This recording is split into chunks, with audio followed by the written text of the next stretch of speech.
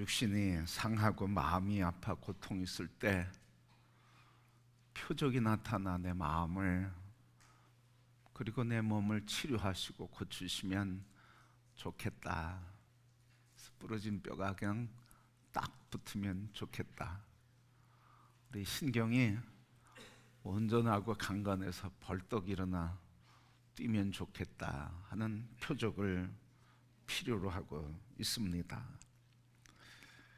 그런가 하면 재난과 재앙을 만났을 때도 빨리 삶의 문제가 좀 펼쳐져서 열려서 경제가 회복되고 그리고 형편이 나아지는 좀 표적이 나타나면 좋겠다.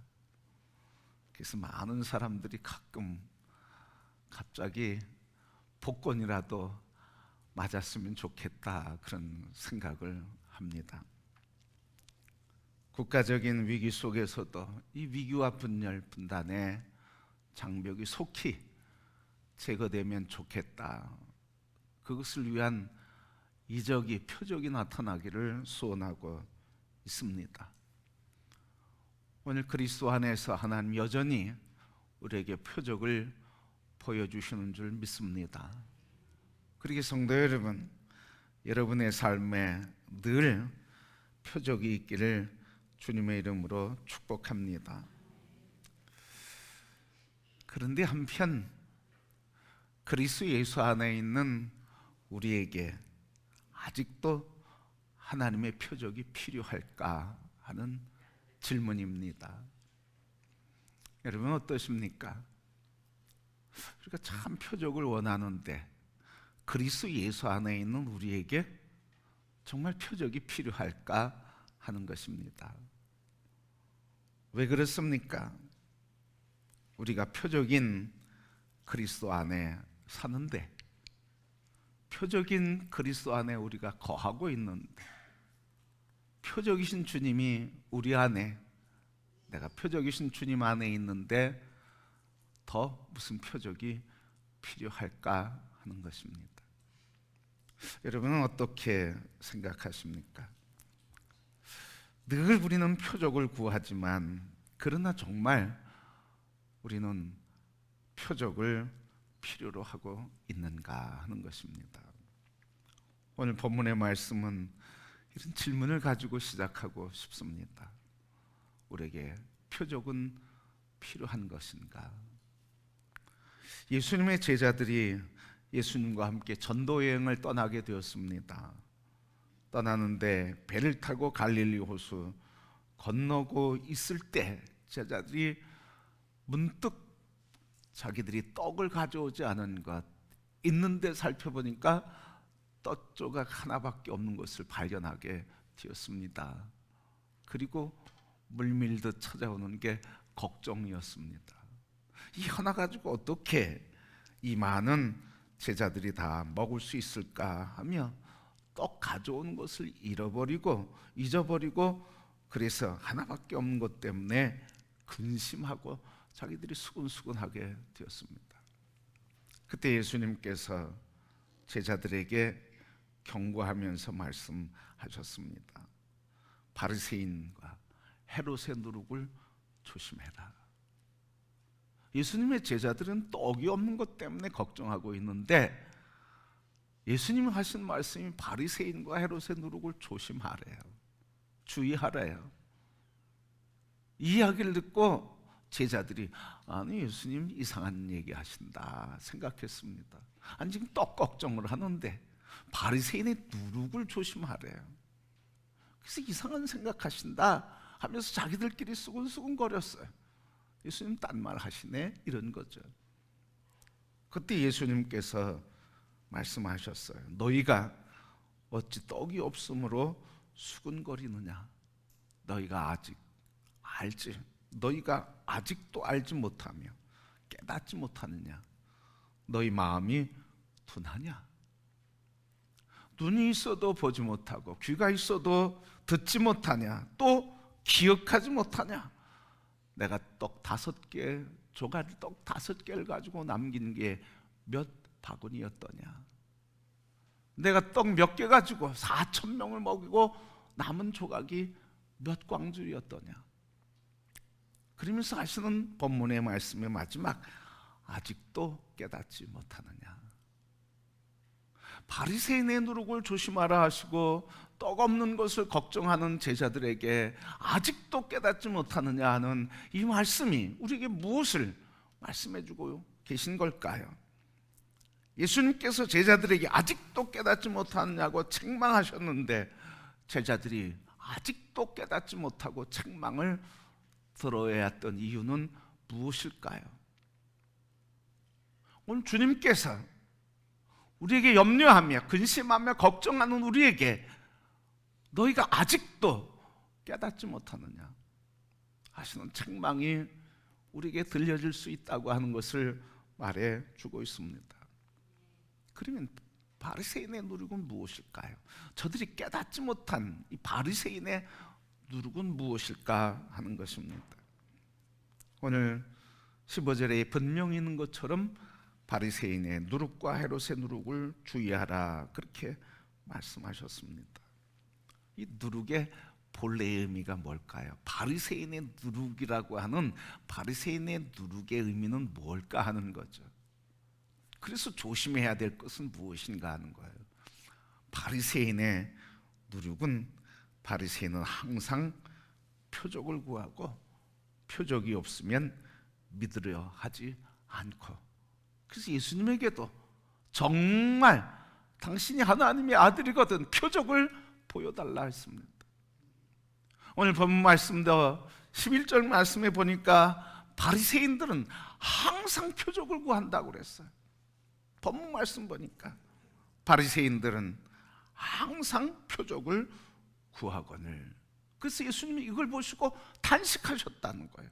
그래서 말씀하셨어요. 제자들에게 바리새인은 항상 표적을 구하는데 탄식하면서 제자들에게 하신 말씀이 표적을 구하느냐 하면서 탄식을 하시고 이 시대에 보여줄 표적은 없다고 하시는 거예요.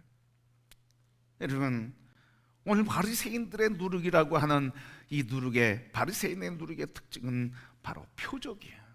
표적을 보아야만 믿고 표적이 나타나야만 하나님 살아계신 줄 믿고 내게 표적과 기적이 있어야만 하나님 나를 사랑하신다고 표적에 붙들렸고 표적에 좌우되는 신앙, 이게 바로 바리새인의 누룩이란 의미입니다.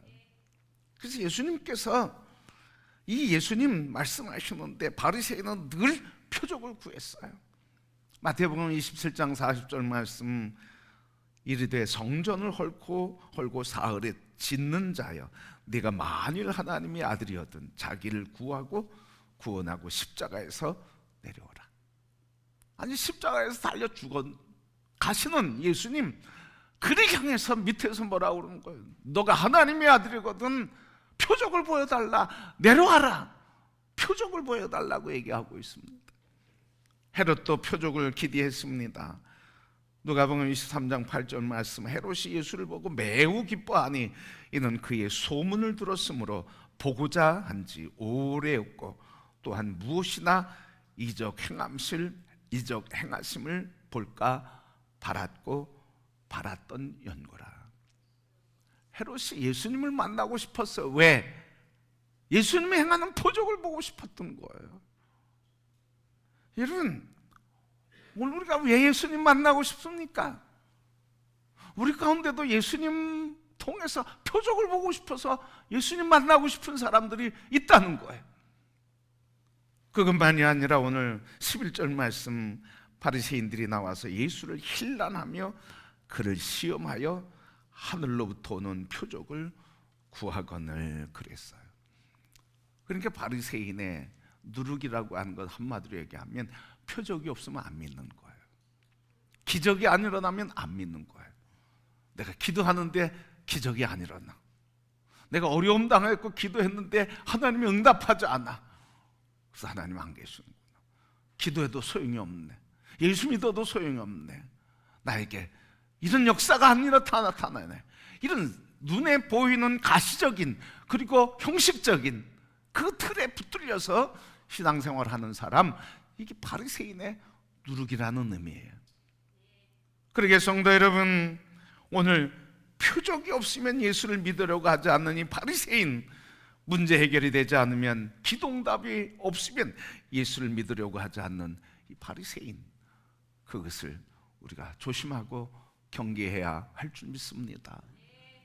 그런데 여러분, 이 책망은 누구에게 주신 거예요? 바리새인에게 주신 게 아니었어요. 누구에게 주셨어요? 제자들에게 주셨어요. 다시 얘기하면 오늘 이방 사람이나 세상 사람들에게 이 말씀 주신 게 아니란 말이에요. 오늘 이 말씀은 누구에게? 예수를 믿고 따르고 듣고 배우고 하는 오늘 우리에게 주시는 말씀이에요. 다시 얘기하면 오늘 제자들이 늘 예수님을 따르면서 가장 가까운 곳에서 듣고 보고 배우면서 훈련을 받았는데, 듣고 보고 배우면서 훈련받은 제자들에게 경고하시는 거예요. 너희 안에 바리새인의 누룩을 조심해라. 왜? 방금 오늘 본문 말씀 앞에 1절부터 10절 말씀 보면 떡 몇 개 가지고 7개 가지고 4,000명을 먹이셨는데, 그것을 보고도 지금 떡이 없는 것 때문에 걱정하고 염려하는 어떤 표적이 나타나기를 기대하는 예수님의 제자들 안에 바리새인의 누룩이 있는 것을 보시고 하시는 말씀이에요.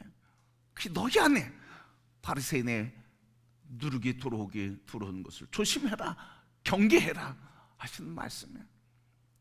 오늘가 예수님을 믿으면서 늘 표적에 붙들려서, 기적에 붙들려서, 어떤 사건에, 이적에 붙들려서 금가루만 내려와야 믿으려고 하고, 뭐 이빨이 금색으로 바뀌어야만 믿으려고 하고, 병든 자가 살아나야만 믿으려고 하고, 몸이 고침 받아야만 믿으려고 하고, 예수 믿고 돈 벌고 잘 되고 형통하고 성공해야만 예수님을 믿으려고 하고, 그것만을 자랑하려고 하는 바리새인의 누룩이 우리 안에 있다고 하는 것, 그것을 조심하라는 거예요.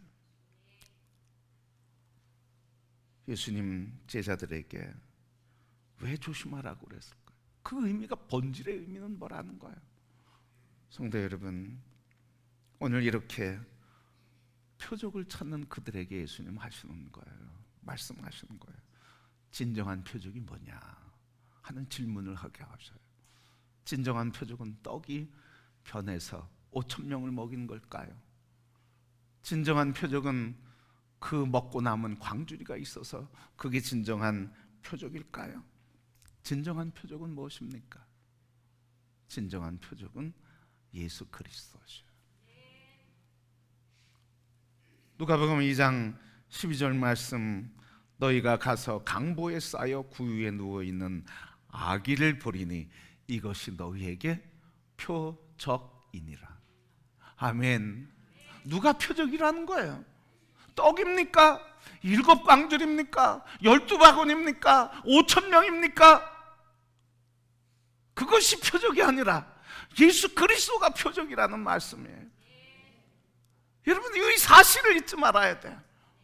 우리는 너무 바리새인의 누룩에 붙들려서 뭔가 나타나야만, 치료돼야만, 응답돼야만, 뭐 고쳐져야만, 회복돼야만.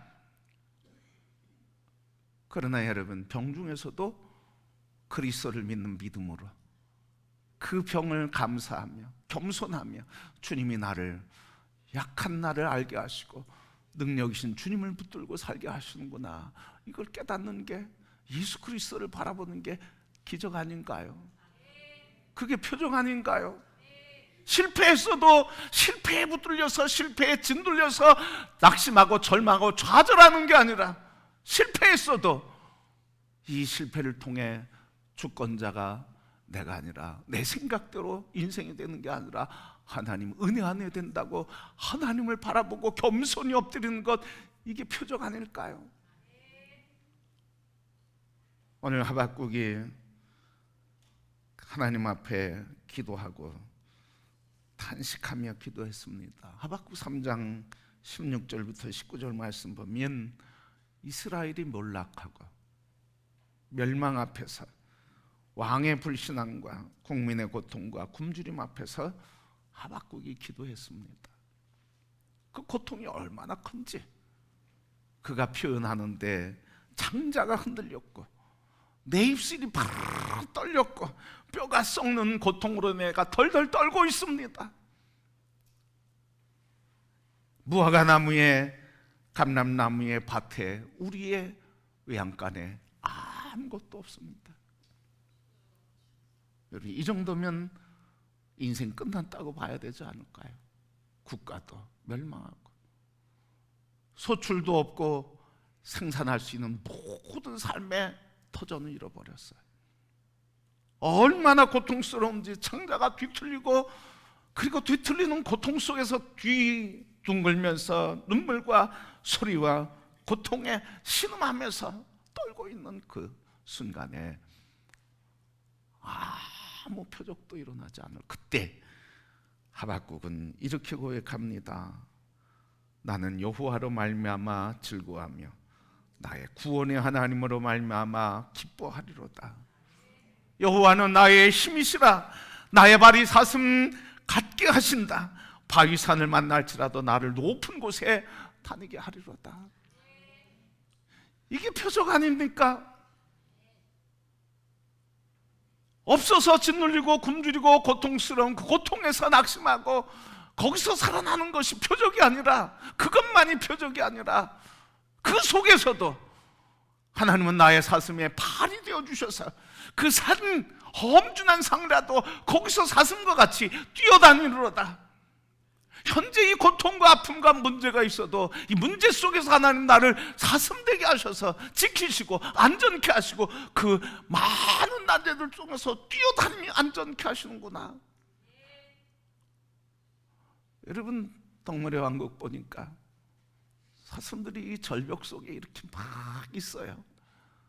그러니까 그게 사자가 와서 잡아먹으려고 해도 거기가 그 속에, 절벽 속에 이렇게 그냥 90도 되는 거 이렇게 붙어 있으니까요, 사자로부터 안전함을 얻게 되는 거예요. 그 절벽이 뭐였습니까? 사슴에게는 안식처였죠. 뭐가? 절벽이. 바로 이 영적인 비밀을 우리가 보기를 원합니다. 우리의 인생의 문제를 만나고 환난을 만나고 고난을 만나도 이 민족의 이 위기 속에서도, 위기 속에 하나님이 함께 하시는 그 믿음이 그 속에서 안전하게 평안을 누리게 하시는 피난처요, 그 고난이 하나님의 안식의 품이 되는 것을 믿음의 눈으로 보시기를 축복합니다. 가장 고통스러운 광야, 이스라엘 백성들 40년 동안 광야의 길을 걸어갔는데 그 속에서 그 길이야말로 하나님이 인도해 주시고 먹여 주시고 책임져 주시고 보호해 주시고 이끌어 주시는 하나님의 품이었던 것처럼, 우리 인생에 만나는 모든 문제, 우리가 원하는 표적이 나타나지 않아도 그 문제가 하나님이 우리를 안전케 거하시는 안식의 품인 것을 믿음으로 보시는 성도가 되기를 축복합니다. 그러니 표적은 안전하게 피어나고, 그리고 뭐 이루어지고 치료되고 고쳐지고, 그래도 표적이지만 그렇지 않더라도 표적은 여전히 그 속에서 우리를 안식하게 하고 쉼을 얻게 하고 소망 갖게 하고 세상을 향해 도전하게 하고 어둠의 영을 맞서 싸우는 그리스도 예수 안에 주시는 이 은혜, 예수 그리스도 안에 있는 우리의 삶, 표적이신 우리 예수님이 내 안에 거하시는 것, 예수님이야말로 진정한 표적이 되는 줄 믿습니다. 그래서 예수님이 제자들에게 말씀하시는 거예요. 너가 눈이 있어도 보지 못하느냐? 표적인 나를 보아라. 너희가 들어도 깨닫지 못하느냐? 듣고도 깨닫지 못하느냐? 표적인 내가 가르치는 그 가르침이 표적인 것을 보아라. 성도 여러분, 우리의 눈이 열려 주의 역사하시는 표적을 보시기를 축복합니다. 이것이 있으면 승리하는 거예요. 하박국이 그 믿음 때문에 그 고통을 감내하면서도 나는 오직 하나님만을 신뢰하리라. 그는 사슴의 발이 되어주시고 나의 몸을 사슴 발 되게 하셔서 고난과 위기, 절벽이지만 그것이 나의 안식처요 생의 터전이 된다고 말씀하시고 계신 것입니다. 그 믿음이 있을 때 이런 은혜를 누리는 거예요. 다윗이 또 어떻습니까? 다윗이 늘 양치기로서 양을 치면서 늘 고민이 있잖아요. 오늘은 어디 가서 꼴을 먹을까? 건기가 되면 40도 되는 고온이 일어나고, 밤에는 또 그렇게 추워요. 비는 내리지 않으니까 벌판이 다 노래져요. 먹을 풀이 없어요. 그때 다윗이 고백하는 게 그 고백입니다. 빈들과 광야 속에서 여호와는 나의 목자시다. 그가 나를 푸른 초장으로 쉴 만한 물가로 원수의 공격 앞에서도 배부르게 상을 차려 주신다. 이 믿음이 다윗의 믿음이었어요. 골리앗의 위협 속에서 다 두렵고 떨고 공포 속에 빠져 있을 때 나는 만군의 하나님의 이름으로 내게 나간다고 외쳤어요. 그가 왕에서 아들의 반란으로 쫓겨날 때 천을 뒤집어 쓰고 눈물을 흘리며 피난길을 갈 때 그 길에서 시므이라고 하는 자기의 신하, 늘 곁에서 자기를 위했던 그 신하가 저주합니다. 하나님의 저주를 받은 자요, 하나님께서 네가 흘리게 한 피값을 내가 받는도다 하면서 저주하는 시므이, 그 아픈 가슴을 부여안고 피난하는 그에게, 저주하는 그 아들을 그에게 이렇게 얘기합니다. 신하들이 저를 죽일까요? 그랬더니 내버려 두어라. 내 아들도 나를 죽이려고 이렇게 내 생명을 해하려고 하는데, 저가 저주하는 것은 여호와께서 명한 것이니 그가 저주하게 내버려 두어라. 여호와께서 나의 원통함을 감찰하시니 오늘 그 저주 때문에 여호와께서 선으로 내게 갚아주시리라. 그리고 피난했어요. 근데 그 믿음으로 하나님께서 다윗을 다시 복권시키고, 저주했던 그 보복하지 않고 하나님께서 심판하게 내버려 두어라. 결국은 시므이가 다른 이들의 손에 비참한 인생을 맞이하게 되었습니다. 여러분, 오늘 이렇게 나타나는 현상의 표적이 아니라 진정한 표적이신 예수 그리스도, 그분을 믿는 믿음이 우리의 삶을 표적 속에 살아가게 하는 줄 믿습니다. 뭔가 고쳐지고 뭔가 더해지고 뭔가 치료가 되고 뭔가 사건이 일어나고 마는 표적이 아니라 아무 것이 없고 도리어 더 깊은 고난 속에서도 예수 그리스도 안에, 주님이 우리 안에 거하는, 그래서 표적이신 주님 안에, 우리 안에 표적이신 주님이 함께 하시는 이 삶이 표적인 줄 믿습니다. 호흡하는 거 표적이죠. 먹고 살며 소화시키는 거 표적이죠. 안전히 거하는 삶, 우리의 일상이 다 표적이죠.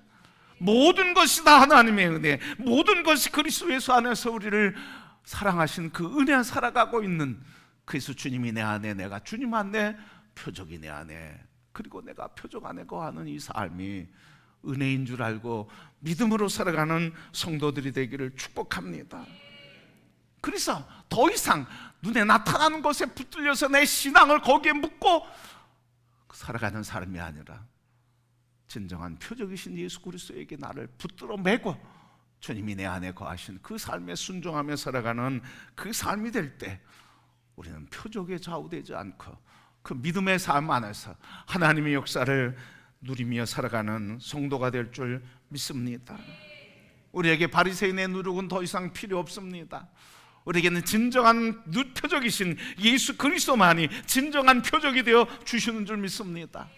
그렇게 우리의 삶의 문제를 만날 때, 오늘 우리 대한민국의 분열과 다툼과 분쟁의 어둠과 분단의 역사 속에 우리가 오직 표적은 화목케 하시고 화평케 하시는 예수 그리스도, 십자가의 보혈, 그 이름만이 진정한 화해와 평화를 이룬다고 하는 믿음으로 오늘 표적이신 주님 붙들고, 주님의 표적이 내 안에, 내가 주님의 표적 안에, 이 민족이 주님의 표적 속에서 하나님의 평화를 누리며 하나님의 영광을 누리는 나라 되도록 함께 표적이신 주님의 은혜를 구하고 간구하는 성도들이 되기를 축복합니다. 표적을 구했던, 표적이신 하나님을 믿었던 하박국, 오늘 주님께서 오늘 표적이신 주님, 너희가 아직도 깨닫지 못하느냐 말씀하시면서 표적이 나를 보라고 하시는 주님의 말씀을 붙들고 주님께서 우리에게 때를 따라 가장 좋은 곳으로 공급해 주시는 은혜를 믿으며 오늘 믿음으로 소망 안에서 우리의 삶과 이 역사의 삶을 살아가고 승리하는 하나님의 백성들의 여정이 되시기를 주님의 이름으로 축복합니다.